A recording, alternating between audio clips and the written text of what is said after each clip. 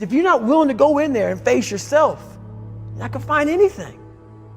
You're gonna live right here on surface, man, right here on surface.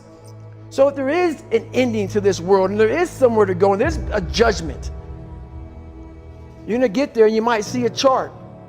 And that chart may tell you who the fuck you should have been. And now you get the rest of your life to think about that. Man, I could have lived a much better life if I just would have just suffered a little bit more. If I just would have went in that and realized I had so much more. But fear and the 40% and living here versus living here, being afraid, stop me. Your biggest enemy, the most important conversation you will ever have in your life is the one you have with yourself. You wake up with it, you walk around with it, you go to bed with it. Eventually, you're going to act on it, whether you're good or bad. You have to. That's why the whole thing about this book I have, it's about you. It is about you. It's strictly about you finding who you are. So many people die, live 100 years, never fucking know who they are. Never know who they are. You have to look in that mirror and know there's so much more in here, man. Because I can literally right now be a 300-pound guy spraying for cockroaches still to this day.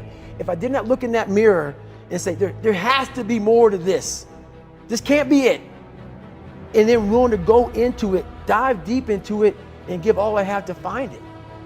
So that's what all that's about. Let's say there's 10 people in this room, and we're all mediocre. But I'm the best of the mediocre people. I now think I'm great. I'm great. We surround ourselves around people that make us feel great. They tell us what we want to hear.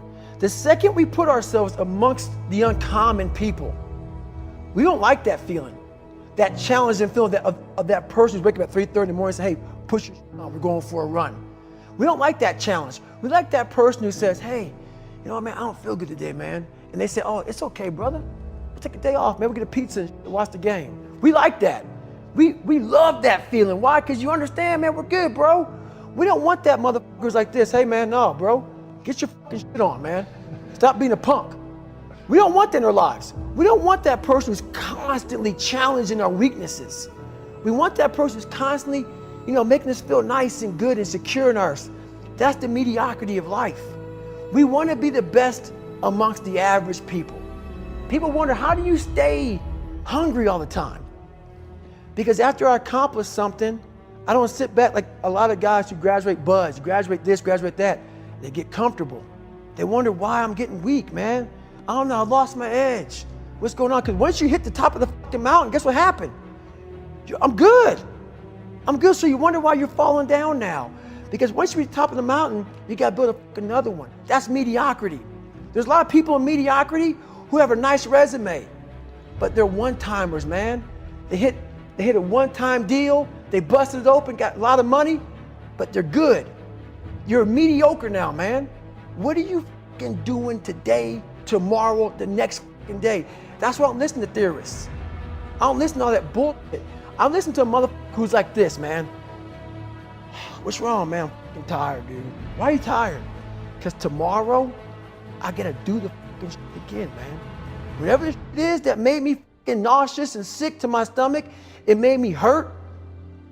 There's no ending. And that's the person I listen to. That's the person who's gained knowledge. You gain knowledge through suffering. And on the other end of suffering is a world that very few have ever seen. It's a beautiful world because that's where you find yourself. You don't find yourself in over here. You find yourself on the other end. Like the 100-mile race I was on, I ran it for 24 hours. I found myself on the other end of that race. That 19 hours, I found, wow, there's a whole nother world out here that I've never even saw. But the world's in your mind. And that's what all that mediocrity is about. The mind has the tactical advantage over you at all times. At all times of your life, the mind has a tactical advantage over you. Why is that? It knows what you're afraid of. It knows your insecurities. It knows your deep, dark lies. And it starts to push you away from that.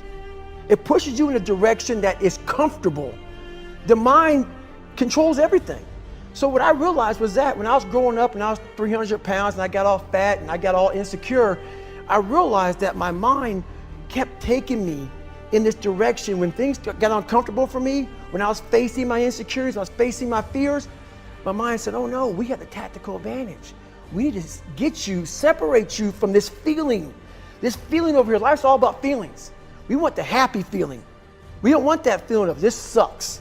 If in that moment, you can answer those up questions and you are now in charge of your brain versus your brain ruling you, that's where all that stuff comes from. So the 40% rule is all of that. You get to 40%, your brain says, we're done. Let's roll, man. This is starting to get painful. This is uncomfortable. So you sit down. You have to figure out ways, and everybody's different. That's how the book kind of talks about, like we all have these things about, 5 steps to this and 4 steps to this. It's a lot more than that. That's all bullshit. It's a practice that you have to, it's a habit. So if you know that at 40%, I'm feeling pain. At 40%, I'm feeling pain. That's where the 40% rule kicks in. Now it starts. Okay, I'm feeling pain. My mind's saying all this to me. It's saying, get out of here, run, flee. The fight or flight kicks in. Okay, we're done. We're not good enough. It starts telling you all these things. You start to believe it because the mind controls all. This is the time where you have to gain control back of your mind. It's okay. Let me see if I can go 45%.